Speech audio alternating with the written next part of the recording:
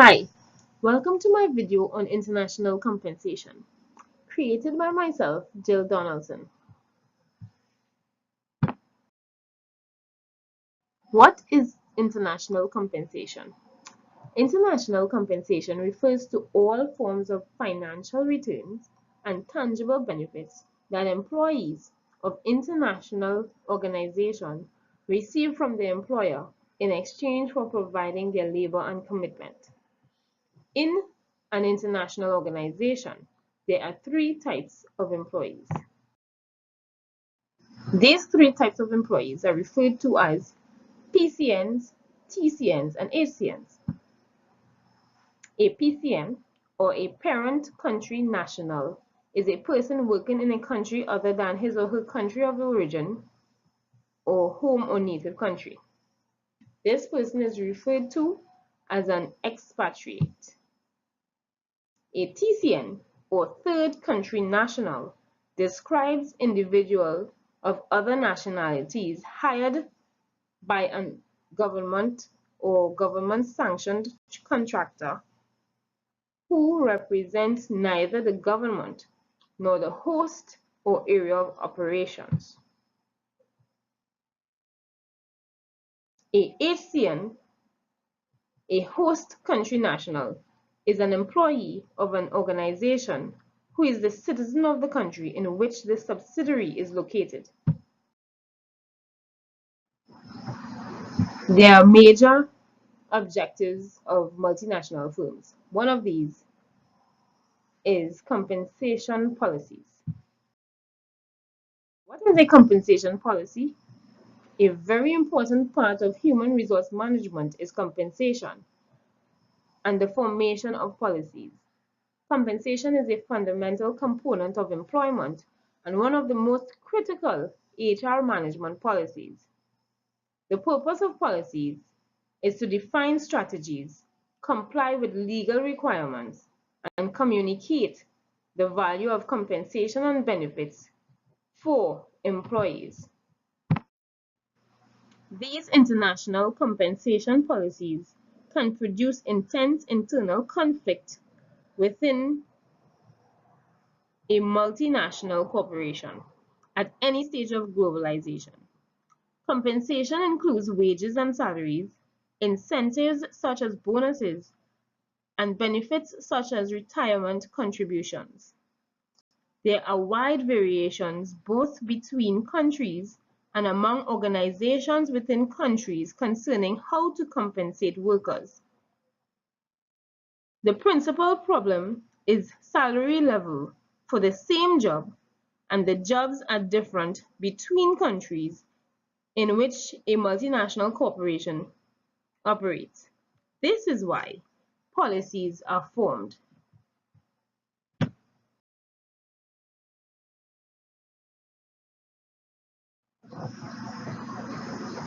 Objectives of international compensation. Policies should be consistent with the overall strategy, structure, and business needs of the firm. They must work to attract and retain competent staff in the areas where the organization requires most attention. The policy must be competitive. The policy should facilitate the transfer of international employees in the most cost-effective manner. This should give consideration to the equity and ease of administration. It must be legal and motivating for both management and staff.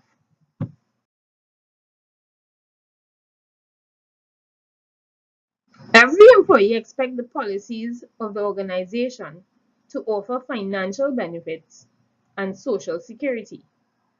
They expect foreign assignment to offer opportunities for financial advancement through income. The employee would expect issues such as housing, education for children to be addressed also.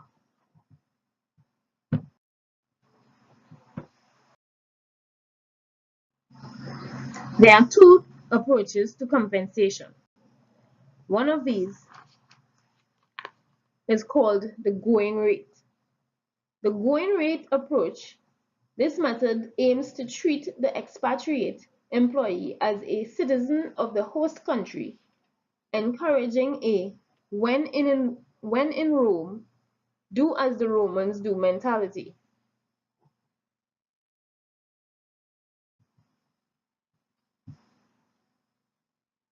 Going rate. Base salary is linked to the salary structures of the host country. It relies on surveys comparisons, the compensation based on the selected survey. Based pay and benefits may be supplemented by additional payments. The other approach to compensation is called balance sheet approach. The balance sheet approach is the most used approach. Its main idea is to maintain the expat's standard of living throughout the assignment as he or she lived at home or in his own home country, plus financial inducements. Balance sheet. Under the balance sheet approach, expatriates are maintained and or compensated for the international assignment. Home country pay and benefits are the foundation of this approach. Financial incentives are added to make an attractive package. Some of the advantages and disadvantages of the going rate approach includes equity with local nationals. It is simple, it's very simple approach.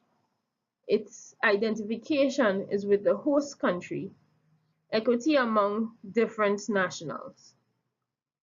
The disadvantages, variations between assignments for same employee, variation between expatriates for some nationality in different countries, and the potential of re-entry problems.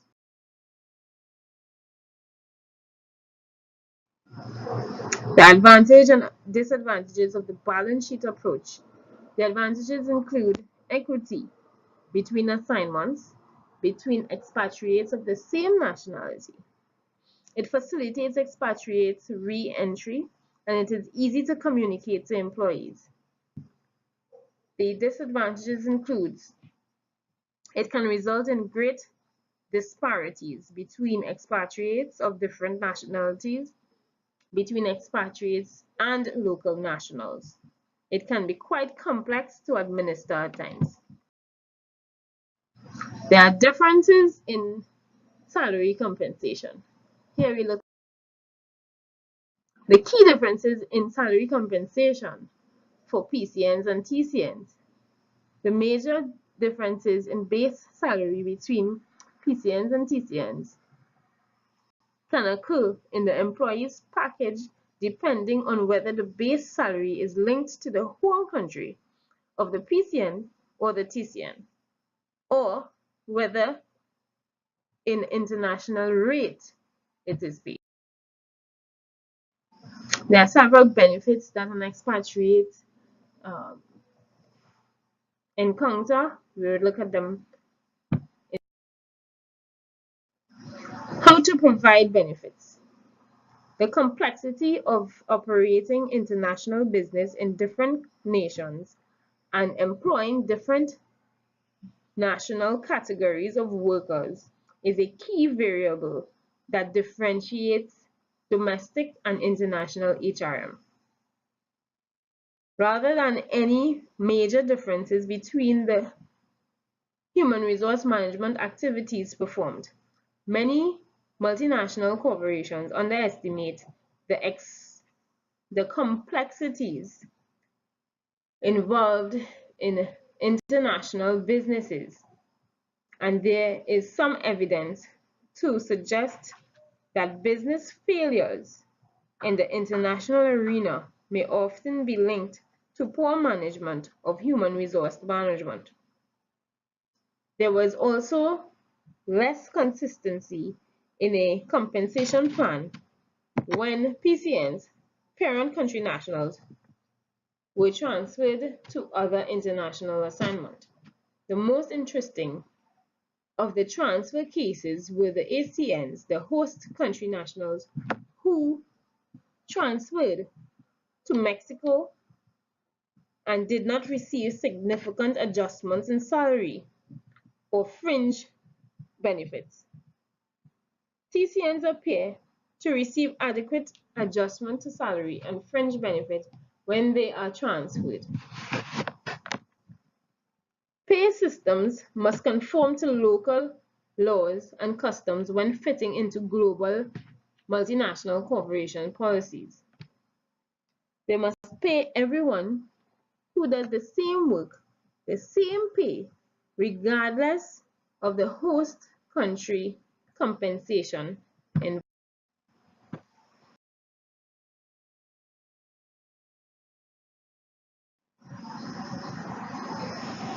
The importance of understanding the compensation practices of other countries. Adjusting a compensation package among parent company nationals, host country nationals, and third country nationals is different because the level of economic development of the international community is not the same. For example, the economy disparity between Mexico and the Caribbean country economies is different. Therefore, multinational corporation HR managers are experiencing difficulties in determining third country nationals' hardship allowances in developed and developing economies of the international community. The rationale for this set of problems would be similar to those of expatriates. The complexity of operating international business in different nations and employing different national categories of workers is a key variable that differentiates domestic and international HRM, rather than any major differences between the HRM activities performed.